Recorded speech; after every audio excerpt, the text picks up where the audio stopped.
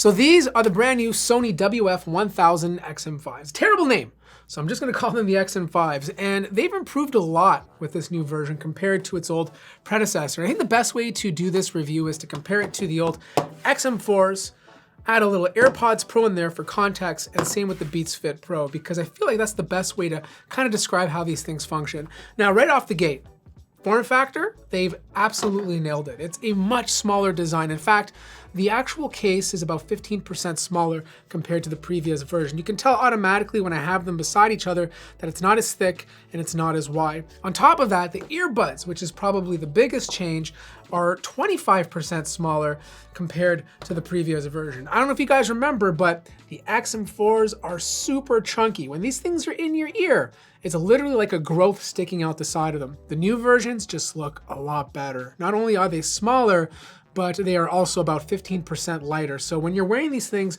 for long periods of time, it's gonna feel a lot more comfortable to wear. But yeah, big difference in terms of overall design.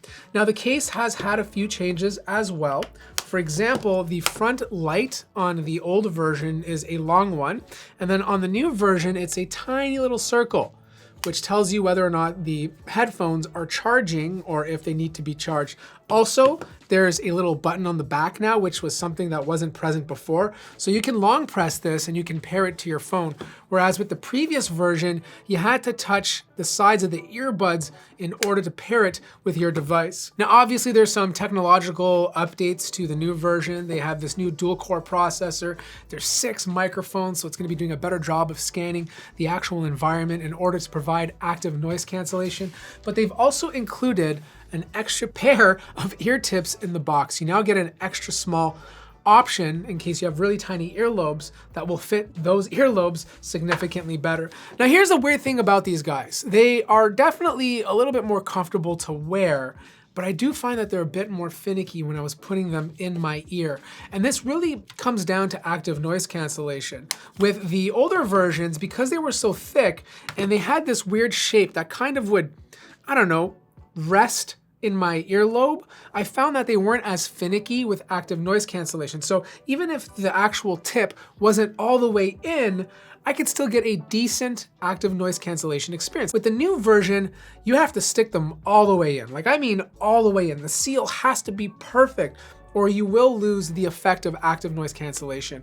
Whereas something like the AirPods Pro or even the Beats Fits Pro, if it's not all the way in, I'm still gonna get a good response from active noise cancellation. And this is the weird thing, okay? Active noise cancellation is supposed to be better on these new XM5s, but I found them to be kind of equal to the XM4s. I'm not seeing that much of an actual improvement. In fact, out of all these buds on the table, I still find that the AirPods Pro have the best active noise cancellation out of all 4 of these. Now, if you're coming from the XM4s, you're gonna be very familiar with how you control these earbuds. The left earbud allows you to press it once if you want to cycle through active noise cancellation, ambient sound, or turning them off.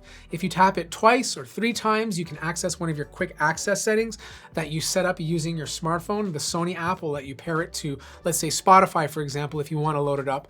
Then if you tap it 4 times on the left-hand side, it will lower the volume once.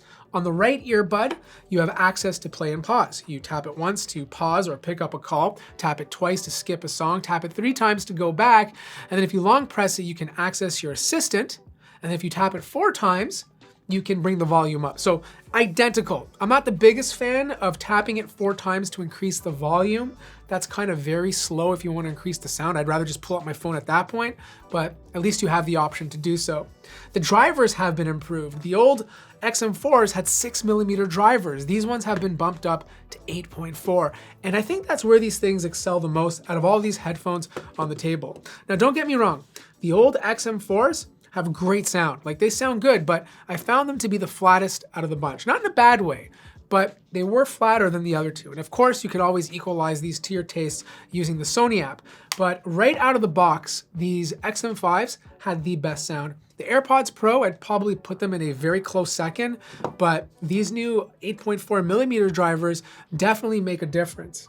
The other big thing that Sony was talking about was the improvement to the microphones. There's 6 microphones inside of here. So not only is that gonna have an advantage to basically helping with the environment in terms of scanning it to provide a better active noise cancellation experience, but it's supposed to improve the actual voice quality. So you guys let me know how these sound compared to the others in the comment section down below. Right now you're listening to the Sony WF-1000XM5s. I do have the air conditioning blasting in the background, which is very loud. Let me know if you guys can hear it. Also, let me know how the sound quality compares to the other headsets that you hear in this video. Now you're listening to the AirPods Pro. This is what the microphone sounds like with the AirPods Pro. Air conditioned, still blasting. Let me know how the noise cancellation is on that. But yeah, now you're listening to the AirPods Pro.